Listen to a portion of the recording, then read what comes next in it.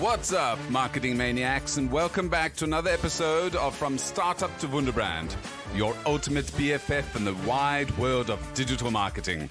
Join me, your host, Nicholas Kuhne, spilling the beans on the juiciest trends and hottest tips to up your marketing game. Good evening, everyone, and welcome. Today we have the Reverend Dr. David Chotka, who is the... Chotka, did I say it? You said it well. Well done. Damn That's it. good. Oh, Okay. blessed. Okay, so we'll keep that in there. I just looked at it. Wait a minute, did I pronounce that correctly? So I always try and check beforehand. Reverend Dr. David Chotka is the founder and director of Spirit Equipped Ministries, an interdenominational equipping ministry focused on developing spiritual disciplines. He's also the past chair of the Alliance Pray Team, a ministry developed by the General Assembly of the C&MA Canada to serve as a catalyst to develop prayer, equipping resources, and leading events across the movement and beyond.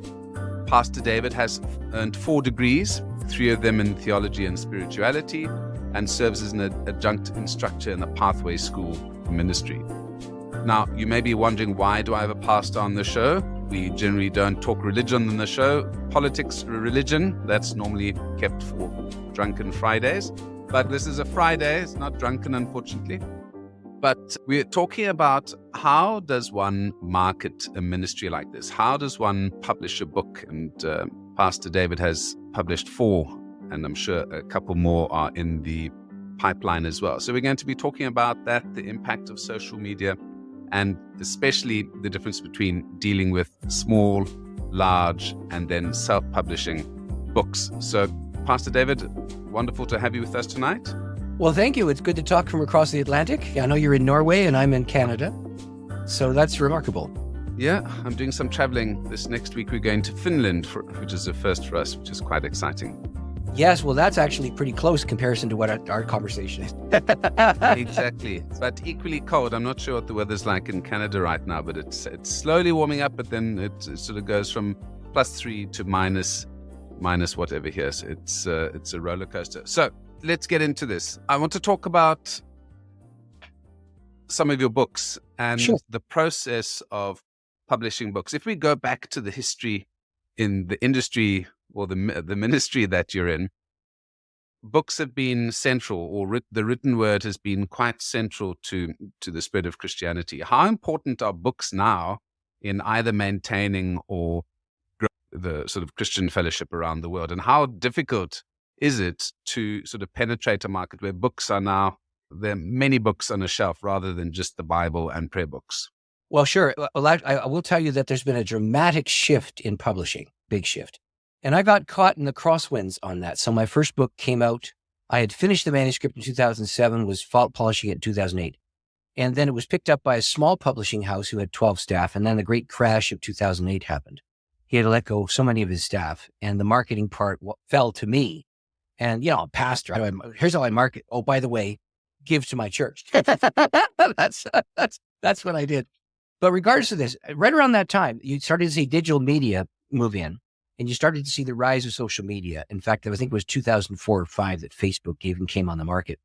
And in those days, different groups were competing to get that part of the thing. And the internet was just starting to come alive.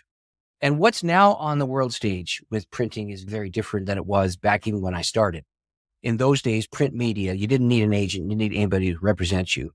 You would just talk to a person, and the next thing you know, you get a contract with some company and they'd market your book for you. And now you just can't do that. In fact, the thing that was of great distress to me was when my first book was published. It was a book called Power of Praying. It was a book on the Lord's Prayer. A large publishing house said that they wanted me, and they kept me on a string. I won't tell you the name, but I talked to the head of this big corporation. He loved my manuscript, thought it was marvelous. And his wife had gone to a seminar that I had done, and she had done the pillow talk to persuade the guy to have a chat with me. And the connection thing is really important.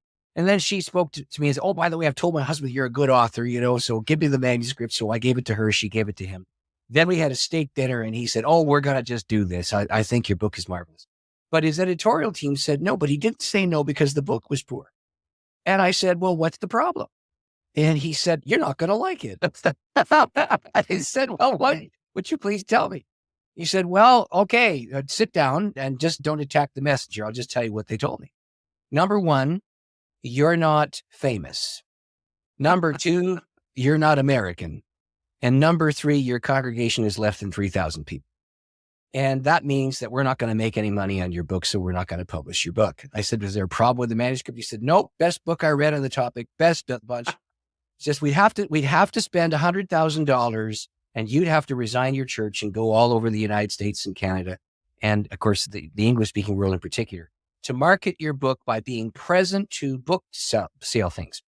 And I know you're not going to do that. Anyway, so I got really depressed. So my wife would say, how you doing?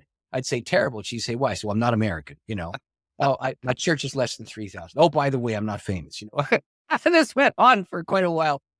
And then a hand up came. And the hand up includes a faith component. I'm happy to not share that if you don't want your audience to hear that. Oh, go ahead. Well, no. So here's what happened. So what the guy from that big company said was that I needed a million seller in a similar trajectory book market who would believe in me and write the forward. And I knew a million sellers in different constituencies, but I had no relationship with somebody who wrote in the field that I wrote in. And I just remember the crazy moment. I went into my church office and I closed the door, and I was still whining. In Canada, we call it crying in your beer. I don't know what you call that over there.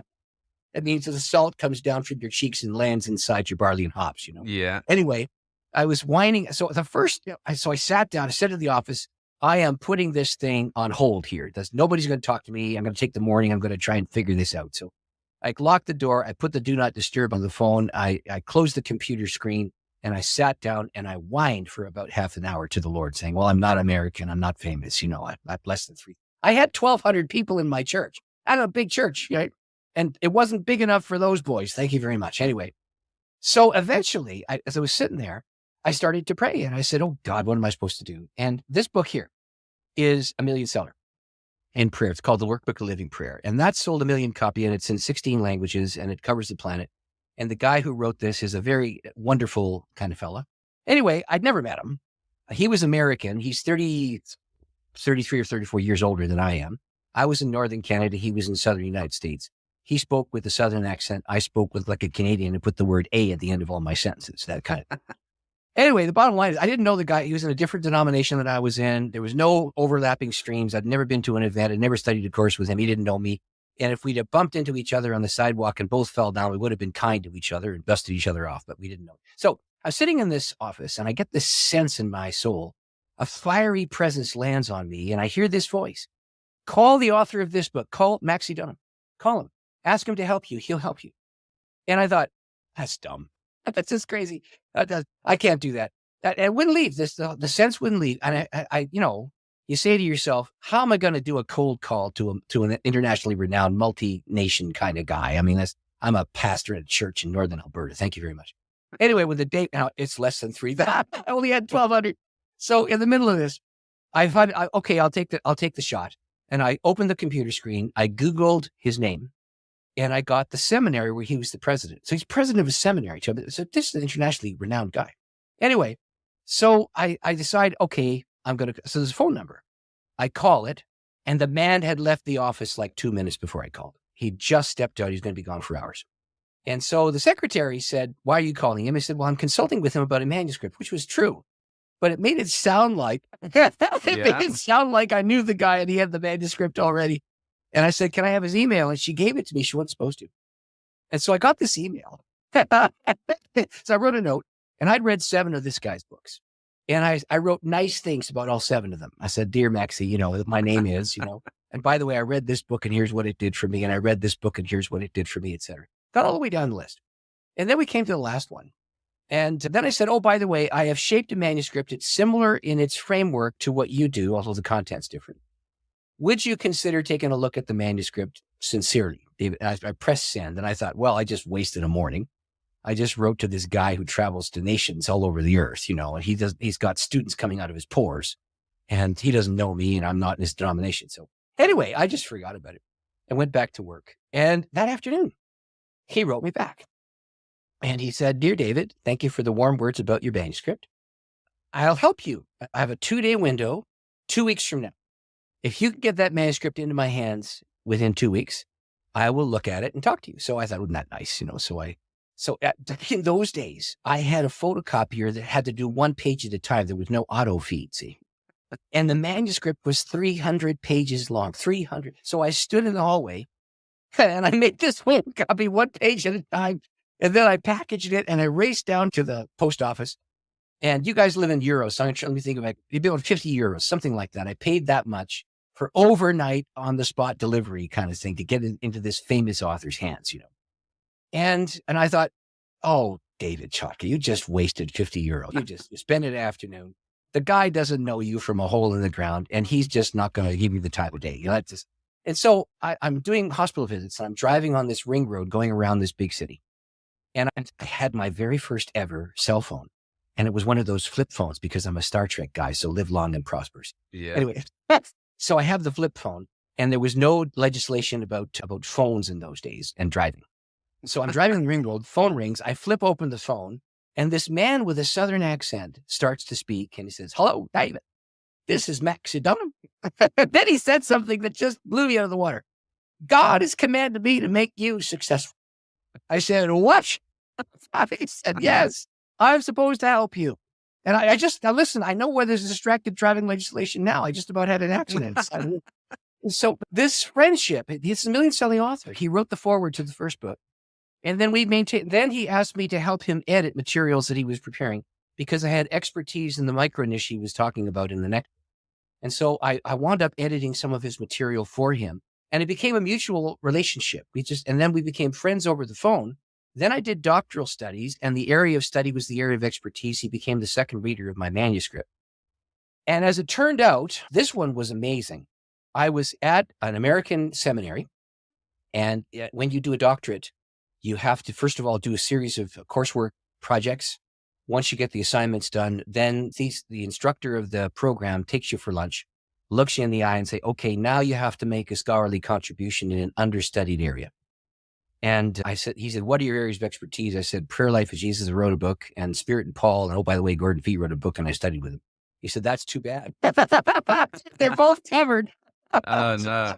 So then he said, "But listen, I have this." He opens his briefcase up and he pulls out a book. And the book was called Discerning God's Will Together. It was an upper room book from 1997. He said, "This is the first book on how to hear the voice together in human history. It is being used in this city by 7 churches.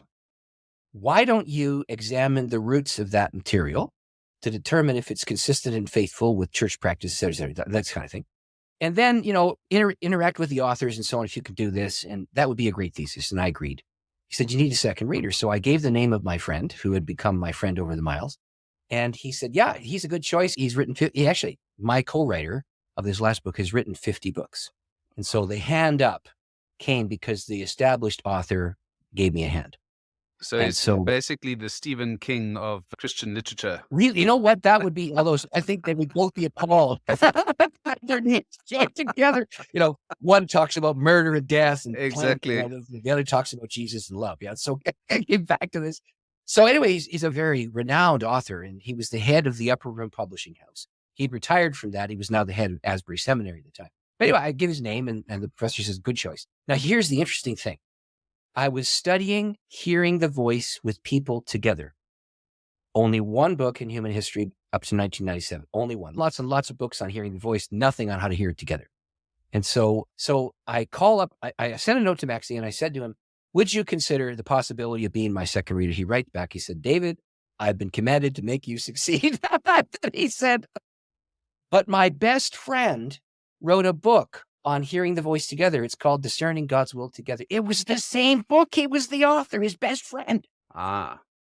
Now, there's 330 Americans. There's 40 million Canadians. And I have a book that's the first in human history on that topic in front of me because my prof had presented it to me as a possible thesis topic. I asked this guy to be my second reader, and he's best friends with the author. The small hairs, you can see there's no hair left on the top of my head. It all just came off. So I have this, I meet the guy, and he becomes a great friend. And I find out they've been best friends for 25 years. And I entered into their friendship. So the hand up in this case was making a warm connection with those 2 authors. And they had expertise that I did not have. They knew about writing and publishing, although it was older writing and publishing. The other thing that had to happen was I had to learn how to use social media. And so when I started in this work in 2020, I established this ministry in 2020. And my bishop said to me, David, you're teaching all these things. It's as important for our movement. If I can find a way to get you paid, would you consider becoming someone who does this full time? I said, getting paid is very helpful. I think that's very helpful, Yes. So anyway, he, good as his word, he found that. He set up a stream for me to be able to do this. And I'm still living in the after effect of that decision in 2019. Anyway, as it turned out, this man started to coach me and help me. And I wound up scrolling. So I had to learn social media. So my son said, Dad, let me show you how to scroll on Facebook. I didn't know how to do that. So he gives me a Facebook account and I'm scrolling. And as I'm scrolling, I run across the very famous author of the Chicken Soup series, Jack Canfield.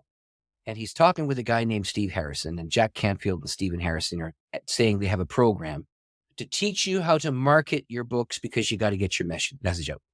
And so I enrolled in that, and then COVID hit, oh my heavens, you're trying to become somebody who travels and teaches. And the next thing you know, I can't go 100 kilometers without getting my license plate. In Canada, I don't know what happened in Norway. In Canada, you were not allowed to drive 100 kilometers. And for about 2 years. And I was in Malaysia during that time and we weren't allowed leaving our condominium. So well, there you go. You had it much easier. Well, I guess, but I mean, the borders were sealed. We couldn't travel. And the only thing I had was social media. Yeah. And so I enrolled in this course and I met Jack Canfield. I met the Chicken Soup for the Soul author. And then I asked him to write the foreword of the book that came out of that process. And so here's another one that I wrote. Hey, there's Me, God, How to Listen, Test, and Know When God Speaks. Forward by Jack Canfield. And so what that did was to create, how do I say this? An entry point for people to consider your product. Yeah. And so what was helpful for me in both of those cases was that people who were established in their fields gave you the hand up, and I met them. I did pay to go to that event to meet Jack Canfield. So that was a pricey thing. That there was this process where I could come in and I could pay X number of $1,000 in American. I'm not sure how that translates into euros, but regardless, it was pricey. Yeah. But I'll just tell you again, the same sort of thing happened. And there's an old saying, and it's not Christian. I think it's Buddhist. When the student is ready, the teacher will appear. Yeah. And I wasn't ready. And then when I needed to make that commitment, this guy, Steve Harrison, who ran this program to help burgeoning authors learn how to do this and learn the ropes, I had gone over to one of my friends' houses and you could meet, if the person was in your bubble, you could meet them. And this guy, and I had to sit 6 feet away from him. I had to have a mask on. That's what was required. And he said, what's your next step? I said, I need to meet Jack Canfield. The trouble is, it's pricey. And he said, I'll pay for it. I said, what? He said, yeah, I'll pay for it. You're supposed to meet Jack Canfield. And I thought, okay. That was Sunday afternoon. Monday night was the weekly course on learning social media marketing and learning to become somebody who could market on Amazon and et cetera, et cetera. And at the end of that day, Steve, who ran the program, said, listen, if you're interested in the Canfield retreat, stay on the end of the class. You have to be able to tell me you can pay for it. And the day before, I'd received this ability. So, I mean, the bottom line is, it's the network of relationships that creates the possibility of creating a partnership, which in the course of time leads to shared marketing and shared ideas, which then creates the nexus around social media influence. So, well, you've touched on a couple of points there. One that you missed out is ask and ye shall receive, because if you hadn't put it out there, and this is why prayer, I think, is important. If you manifest, words become sort of manifest. If they leave your body, and by you saying this is what you would like to do, there are people out there who are, destined, or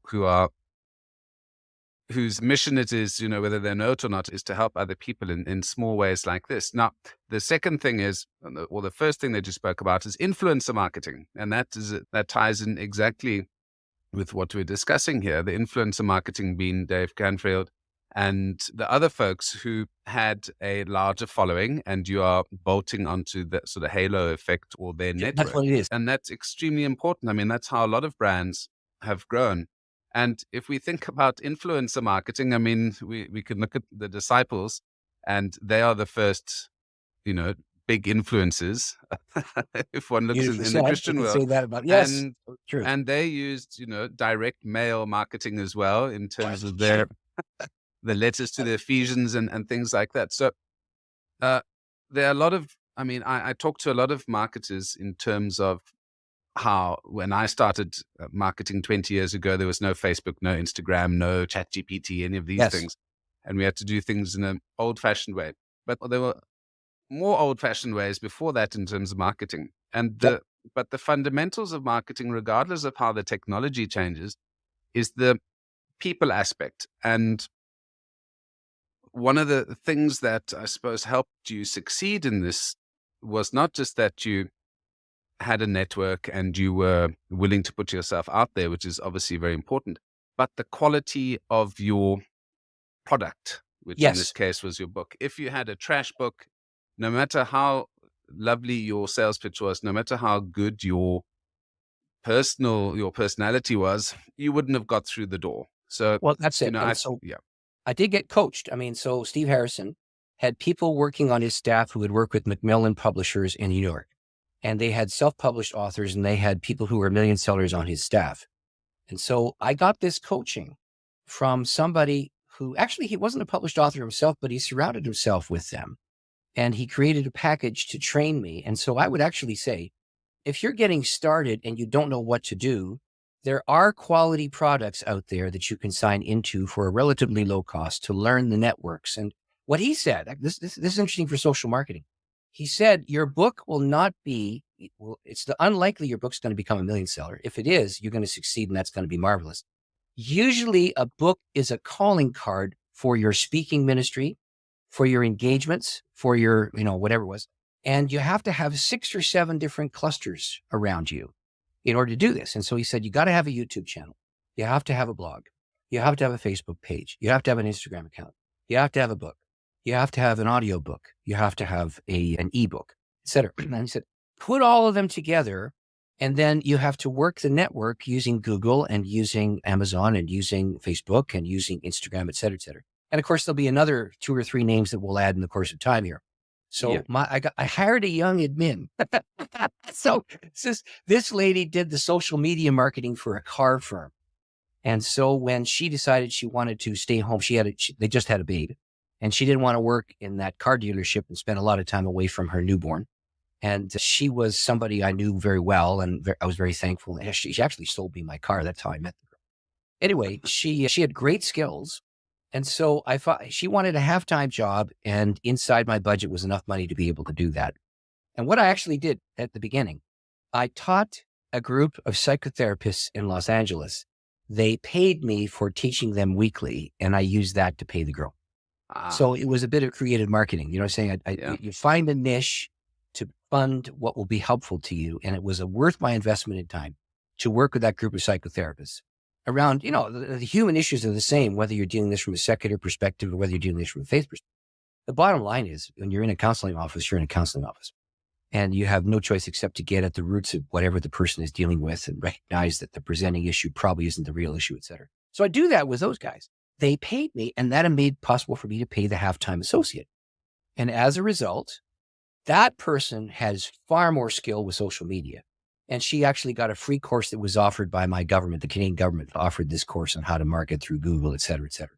So I trained her by making it possible to pay for her to do this. And the Ontario government of the province that I'm in paid for her to go to that class because they believed in training young people. So you look for these angles to create multiple points of entry into your market and your preferred market. And actually, one of the most important things that I learned from Harrison and Canfield is, give me the ideal picture of the person you're trying to sell your product to. And then develop your marketing around that niche. Don't try and market to everyone. Market around the niche that you're trying to enter into. And right now, for example, I've just learned about podcasting. This is a fun little thing. I don't know if you know this. So I just signed up for Podmatch in December because Steve Harrison, the guy who ran this firm, said, you're going to have to get in front of constituencies that don't know you. why don't you sign up for Podmatch? And I did. And what I did was I just said yes to all the ones that were in my thing. And here's what happened. They made the top 10. Really? In the first month, I got a note from the founder of Podmatch. He said, congratulations, you're in the top 10. And now some of the other people in the top 10 want to interview me about what I'm doing, which means that they have, and I did this in my first month. For them, it took years to get, I don't know how I did it. I think I tripped over my shoelaces, banged my head, and discovered that I hit my head against a rock of diamond, a beautiful diamond. So now I'm in the top 1% on the planet for pod host guests. So that's why you're talking to me. Yeah. I laugh a lot. People like it. Yeah. Well, you talk about a couple of interesting points there. Having that ideal person is what we call a persona. So in marketing, we have your marketing personas, and it makes it much easier, again, as you said, to focus your marketing attention if you can, create an amalgamation of what that perfect person would look like. So yeah, five or six characteristics, you name it. Yeah. And then when you do spend resources to advertise, you target that constituency. Now, you spoke about having this collection of media around you. And I think for anyone wanting to launch a book or publish a book, you do have to have a couple of those platforms, especially if you are an unknown author. If you go to a publisher with nothing, they're going to say buzz off. But if you already have a following on Facebook or following on TikTok or following on, and you have numbers, they might they might creak open the door a teeny little bit. You might see some sunlight. Well, actually, what you're saying is completely true. If you don't have X number of thousand people on your following, they're not going to look at you. Yeah. And the assumption now from a publisher, even the established guys, they want you to be involved in the marketing just as much as they are. So that's what I wanted to. So my experience with publishers, and especially my dad's a published author as well, and the marketing generally is quite abominable, to be honest, because they've got hundreds of different titles, and they've only got 3 or 4 marketers, so they can't really. You have to do a lot of your own marketing. And my dad wasn't a great marketer in that sense. Let's maybe talk about the difference between small publisher, large publisher, and then self-publishing. But let me start with I'm just gonna. So I've just got to go back a little step quickly because I had a brilliant thing I wanted to ask you about, which is probably going to slip my mind as I've said it. It's gone. So we're gonna have to talk about starting with small publishers. Let's go. Sure. So, well, the publisher that I started off with had 12 people on his staff. And he indicated that when I said yes to him, he would then use his staff to advertise the book and so on and so forth. And the crash of 2008 and 9 occurred, and everybody lost money, and all kinds of people lost their shirts. In fact, the town I'm living in right now, Windsor, went through a terrible depression because it was an auto industry car place. And so like 19% unemployment, and people were cutting back everything. And even the big guys, I mean, we're talking about the big publishers like Harper One and some of the people in New York, they were saying to their already established authors, we're not going to put your book out because the market cannot sustain new product for a season. I mean, even the big guys had got that cut. And so I started to publish when the big guys were cutting back. So NavPress vanished. And some of these, right now in the United States, all of these publishing houses are amalgamating because they want to be efficient with their time, and they don't care about the face statement anymore. They only care about the marketing product. Have you got a constituency that you're aiming for? So Harper One owns Zondervan, and Zondervan used to be a very strong Dutch Reform kind of publishing house. Same with Eerdmans. I had lots of Bible books from Zondervan. I remember. Well, there you go. Yeah, Zondervan and Eerdmans were the two big for the Reform tradition. And those companies, about Baker, they've gone belly up and they've merged with these other things. And so that happened all around the time when I was getting into the market. And so when I started, I assumed that company would market for me, and that is a critical error. And in the end, because I had been working on what the Alliance Pray team, I had a constituency inside the framework of my denomination. I don't know if we have a church in Norway, but we're in 42 nations for the Canadian branch, and the American one is in 80. And so we're all across the planet. And so my book was marketed for me by the denomination. They put that book in the hands of all the missionaries across the planet, who then would introduce it to their constituents and so on. So that created a huge hand up that was unexpected. because I just didn't understand marketing. And you're right. If you're a local church pastor, you say, let's take up an offering now. And that goes into the local church to pay for for the Sunday school and for the worship service and for the ushers training and for the poor people to get benevolent offering and so on and so forth. And the wage of the pastor, that's all you're doing. So to actually put your name forward, I didn't want to have my picture on a card because I just thought that was putting myself forward in the wrong kind of a way. And now I've learned that I had to get past that. People will not consider your product unless they know they can trust that your product is trustworthy and they want to know who you are. And if you don't do that, you're going to be in trouble. So, I mean, that's why social media is so powerful, because they can listen to you, they can see you. In fact, I just was on a podcast before this one in Ireland. And so that was my second one. The lady interviewed me the first time. She liked what I had to say. And then she invited friends to come onto the podcast. And I met some of the friends. And then they said, hey, we'd like to invite you to come to Ireland. Would you come? I said, yes. Now, I just talked to a marketer who said, there is one old-fashioned method that works. I said, what's that? She said, get a bunch of business cards and collect them from everybody that you meet in those things. And then that becomes an implied sanction to put them on your email list. Okay. If they give you their business card. That's very old-fashioned. Yeah. But so you go to these things, you do an event, say, here's my card, can I have yours? And and then take all those cards and get your admin to enter that on your MailChimp, on your email thing, and then invite people to things that would speak to their audience. And if they're in your audience, they're interested in you. Yeah, well, you've got to get that mailing list up somehow. I have it. I remember what I wanted to ask you, and it does tie into what we're discussing now. And it is, you discussed having all of those social media channels around you, and you've just spoken about MailChimp, which is email marketing. But you've got the YouTube channel, you've got Instagram or Twitter, or whichever of these channels. Facebook, yep. That's a full-time job. And creating that content it's a constant battle. Well, yes. It's a constant process. How, and writing books and your ministry, and how do you manage it? Is that why are you actually only 30 years old and used to have lots of hair? What's the story? I lie around you midnight 6, so I figured I better use that time. Yeah, right. So no, what you put your finger on is the most important thing. When I first started, it was me in the room, and then COVID hit and I was stuck. Yeah. And I realized I needed somebody who understood social marketing far better than I did to take that on. I had some volunteers at first, and volunteers were very kind. But then if they get a job offer, if their husband moves and gets a job in the next town, you lose your volunteer. Yeah. And so we tried to do that over Zoom and it didn't work. And if somebody who's a volunteer doesn't want to, they don't. And then actually, even if the person's highly committed, life happens. And, maybe they can't do it anymore because something has occurred and you have to. So what I discovered I needed to do was to hire someone. And that, of course, I'm in a faith-based mission and we had to have the money to do this. The money did come in.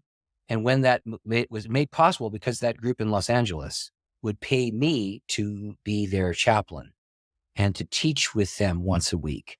And the chaplaincy thing across thousands of miles isn't the same as when you're in town. When you're in town, you show up at their house and you have coffee and then you talk with them. When you're on Zoom, you have to set up a separate meeting and you do a very controlled kind of thing. And it created enough income to be able to hire someone who had the expertise. And here's what I did. When I started, I did it all. And I was tired. You got to know, tired. So what I tried to do was to combine a bunch of things. So I'd write a blog and then I would record the blog and put it on Facebook and YouTube. Then I would take the blogs and combine them into a writing project. And I tried to put the three things together. The trouble was when you're dealing with those things, the way that you write for each of them is a little bit different. You really don't write a blog to write a book, and you really don't write a blog to broadcast a YouTube or a Facebook thing. But I learned that the hard way. I made the mistake and then I discovered that I couldn't do it. Thank you very much. And I had no energy. And my wife was whining about how come I'm tired, So in the course of time, I started to ask this question: what is getting the most following? And I discovered that the blog had to be, at least 3 times a week or you'd lose your audience. Did I want to do it 3 times a week? No, I could sustain 1. I couldn't sustain 3. So should I do that? No. And, but I do have, I've been a pastor for years and I have series of sermons that I've preached, and a television studio contacted a friend of mine to find a preacher for a Sunday morning thing at no charge. We had to produce the sermon. So we had to find someone who could do that professionally. And you told me you looked at some of that on my YouTube channel. And yes, I do have a professionally produced video. So here's what I did. I would write a blog. I would preach the sermon. I would put it on TV. I would put it on YouTube. And it was one creative thing that produced 4 hits. And if I could, here's the reality. The ones who watch me on television aren't interested in seeing me read my blog, because that's a different audience. Those are shut-ins who can't get to church on a Sunday. But there are people who are lively and want to read it on Tuesday, or watch the YouTube video on Saturday night when they're kicking around and lying in bed, getting ready to sleep, getting prepared for Sunday morning service or whatever. So you multiply the points of entry with the same material being repeated in formats that are helpful to you. This reminds me of the story of the fishes and the loaves. So, just multiplying your content. I guess so. Multiplying out of one loaf. So it is, and that's such an important factor. Repurposing content. I think people try and create absolutely new content for each channel, which is not a bad idea, but you can take one piece of content and break it down, like you say, into blogs, into smaller posts, the other thing is I teach Zoom courses. And actually, Zoom happened because everybody had no choice because COVID hit. Yeah. And so grandma couldn't hug her 3-year-old grandchild. And the 3-year-old grandchild couldn't hug grandma. So the 3-year-old and grandma got on Zoom. And they talked to each other. And it's the almost in-person meeting, that we're doing right now. Anyway, the bottom line was, because that occurred, I took the content that I had taught locally in a small group and put that into a Zoom thing, and it would become a test group for the books I was writing. And so it was actually social pressure on me because I had a constituency that was waiting for the next chapter. And so that's how I wrote this book on hearing the voice, or Jack Canfield. I had 127 readers and go through this, 127. And what Canfield said was, if you want to sell a book, you got to tell a story. If you don't tell a story, you're not going to sell a book unless you got some aficionado who likes detail. But if you have a story, and so what I did was, I had people in their teens and 20s in a small group. I had a Chinese church of 20s and 40s. I had a Filipino group. I had a professional office. I had retirees. I had a broad swath across this. And I had people from different demographics and different ethnics, 127 readers. If one person from that group said, I didn't understand the story or the story didn't grab, I'd rewrite the story and present it to them again. And so my teaching of the content became my test group. It would also become my YouTube content. It would also become my blog content. So what I did was I economized my time and learned to give the things that were technical to my admin, who loves to play with computers, and create things and that kind of thing. So she's the one who found the television person for the video capture. I said, look, we got to find someone who's doing this, who's going to be professional. We don't have a lot of resources. And she said, there's a video school in town. Let's get one of the students. And so we applied there. They didn't bite, but one of their friends did. And it's quite professional. So it looked great. I mean, I would have thought you've got a great face for radio, but the TV was fantastic. Well, appreciation. I got a radio face for the TV. But now I have TV. For the TV voice, yeah. No, now I have TV. Now there's the podcast thing. And so a podcast puts you in front of different constituencies across the planet. And so I have spoken to people all across the United States. I've spoken to Australians. I've spoken to South Asians. I've spoken now to a Norwegian. I just got off the thing with an Irish person who came from Africa. And so the African wanted me to do multiple broadcasts. And so I'm doing that. And what you're doing every time you speak on a podcast is you're introducing yourself to a different constituency that somebody has been diligent to prepare work for. And if you're a good host on a pod, if you're a good person on the podcast, they'll actually thank you, invite you back. This, of course, repetition is what sells. Repetition is what sells. Yeah. You know that repetition is what sells. Yeah. You have to keep telling people about your product. You have to tell them why they should consider doing this. And you have to create an opportunity for them to be able to buy, to purchase. You have to do that. A call to action. And if you don't do that, you're not going to succeed. Now, I didn't know about that. That's what those guys at Harrison's company taught me. If you don't do a call to action, there won't be any. Well, I tell my students the whole time, and whenever they show me anything, I say, where's the call to action? Because we are not doing marketing and advertising and promotion just so that people can hear our voice and to the goodness of our hearts. The client wants a sale, Yes. either slightly later if you're doing brand-related communications, or lead generate. There's got to be something that your communication spurs you on to do, to read more, to learn more, to go and download something, to buy something. And Yes. that call to action is sometimes marketers just forget it, which I'm like, how can you do this? No client's going to pay you just to send out a meaningless fluff. So I think that's important. Just one thing on your book and talking about the books, the importance of a catchy title. And if we look at Chicken Soup for the Soul, that's a catchy title. And I spoke Yes. to a fantastic guest called James I. Bond, who talks James about Bond. yeah, exactly. Who has a book called Brain Glue, and it's about creating creating a title or a story or hook that challenges people's preconceptions or stays in people's minds. So if you talk about the book Chicken Soup for the Soul, Yep. You can't forget that. How That's did right. you get have you got that right yet? Which one of your titles do you think does that the best? This is the one right here. This is the one that was developed. Hey, are you there? It's me, God. How to listen to Okay. and know Yeah. And Jack Canfield wrote the forward to that. See? Yeah. Now, the Healing Prayer book was not my. So here's what I can tell you. The picture on the cover of the Healing Prayer book is a piece of Japanese art. As soon as people see it, they cry. It's a picture of a shattered bowl that's been repaired with gold. Mm. And so the shattered bowl that's repaired is more precious than the bowl was before. And so when Lovely, people yeah. see, and I've done this, has happened like 50 times. I'll bring the book out and show them, and they'll start to cry when they see the picture of this broken thing that's been made more precious through the repair process. And so that metaphor speaks profoundly. Now, that Healing Prayer title was the idea of the people at Whitaker House, the company. Now, I will tell you that having a professional company do this is far more effective than doing it as a self-published author. Mm. So the small firm couldn't do this because they couldn't afford it, and I wound up doing the marketing. And then when I did the Hey book that I just showed you, I marketed that myself, and there was euphoria for the first 6 months. And the sales drop right off unless you're in their face with the product again. Yeah. With a publishing house that has a track record of success in the niche that you're trying to market to, and the constituency attached to Whitaker House does fit, they hired a marketing firm. They put me in touch with radio, television, and podcast programs.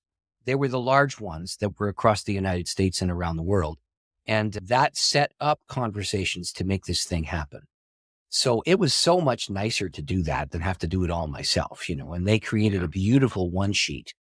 I mean, if I was to create the one sheet, I'd do that. How do we say it? The rookie errors? You know what I'm saying? I'd do the things But that again, that's why we hire professionals. And the key thing that you've mentioned there is that it's going to niche companies that understand your particular industry. If you go to generic folks, if you go to folks who don't know your particular niche or don't understand your market, you may as well do it yourself. So there's a reason, and it might be more expensive. You might, have to give away a slightly larger chunk of the pie, but they will generally deliver, and the results will outweigh the inputs. Well, so for example, I wanted to do an audio book with the self-published book, the Hey book, with a nice title.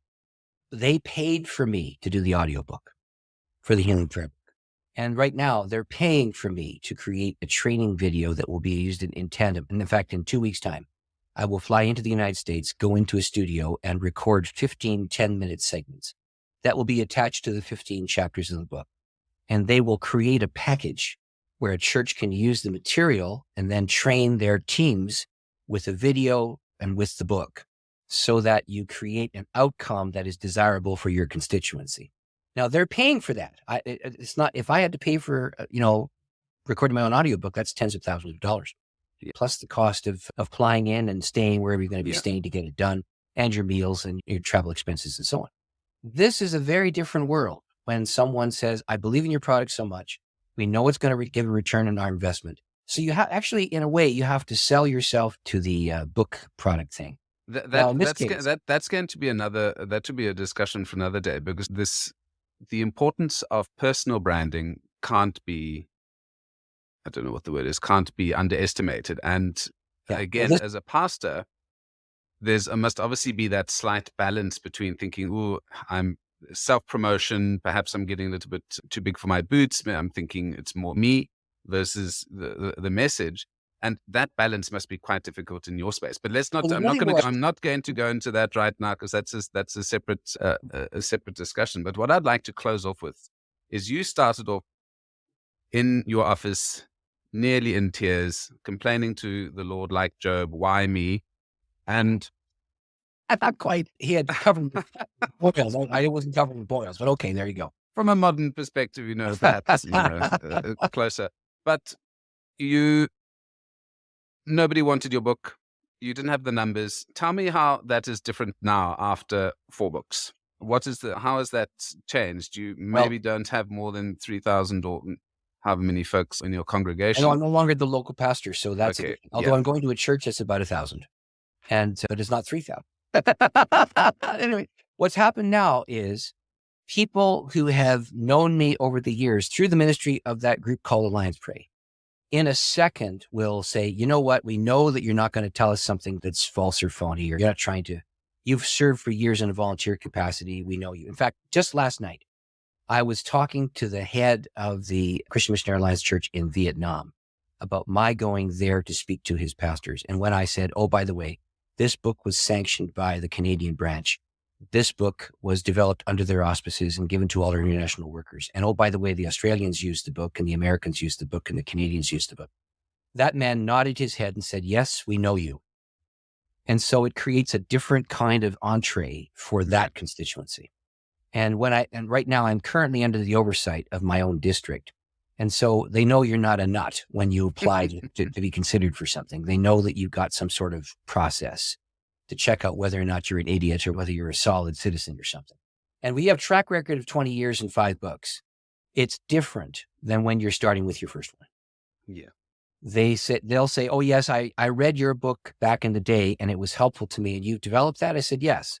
So then they'll give you a second look and then invite you to an event in their region or something. So this goes into, again, I'm taking it back to branding and marketing, brand consistency. You've been consistent over these years. The quality has delivered what you are saying it's going to deliver.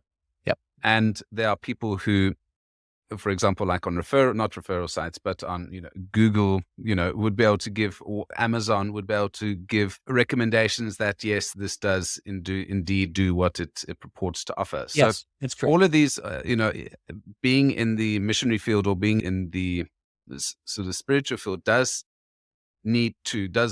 have the same sort of structure as anyone trying to sell a tire or sure, yeah, or canned beans. Yep, that's right. Yeah.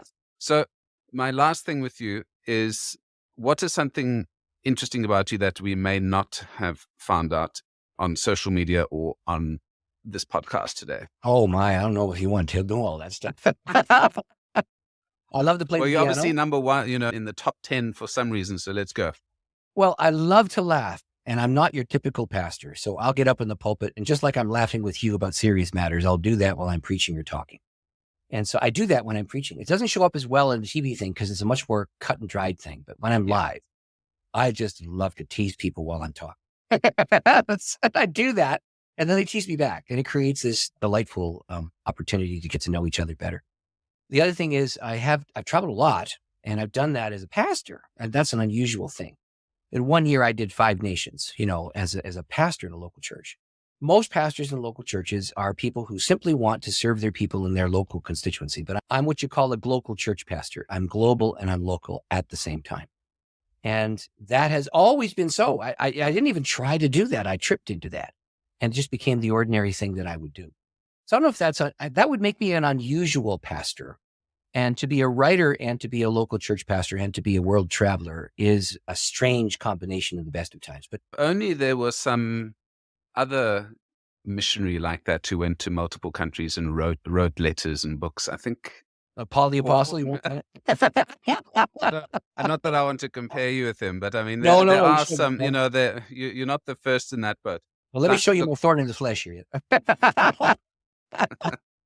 There's a nice spit waiting for you in Rome, I think. Yes, Um, yeah. So where can I send folks to read up a little bit more about you and to find out more about your books? I'll put a link in the description, but you Yes. can, So come from the did I send horse's you all my mouth social? itself. Did I send you my social media links? I think I did. Yeah. Okay, then publish it. But the easiest way is to go to my website, which is www.spirit, like Holy Spirit, equipped like equipment, spiritequipped.com. And the reason the name is because I equip spiritual disciplines. That's the reason. So spiritequipped.com, there's links there to all my social media, and there's links there to my blogs and my YouTube channel. And there's an ad for the television or the courses that I'm offering and so on. Always I'm offering a course or two. And that was, by the way, that's when I crashed and burned. There was one 6-month window where I taught 6 courses. And that's nuts. So now I do 1 or 2, and then I'll do the odd one off and that kind of thing. But there are free offerings that I do as well. And so if people want to participate, I'm going to be doing a free offering in 2 weeks' time on the Sunday, my Sunday evening in Eastern time. I don't know what. Well, I've got both US and European listeners. So okay, well, there you go. Yeah. So then I'm in the New York time zone or the Toronto time zone. It's the same time zone. And I do free offerings once a month. And my goal there is to simply give people an opportunity to be able to participate and taste what it is that I'm offering. And if you're interested in taking courses, I usually say, oh, by the way, I'm going to offer this course at such and such a time. And I make sure that people understand I'm not charging anything for the freebies. Yeah. And so that's the easiest way to get to know me. Or you could watch my YouTube channel, Spirit Equipped Ministries. Or you could check out my Instagram page. There's always little short clips on that and reels and so on. Well, Pastor, obviously no rest for the wicked. So hopefully... the Son of Man is nowhere to lay his head. So let's not just... Jesus was busy and so was the devil.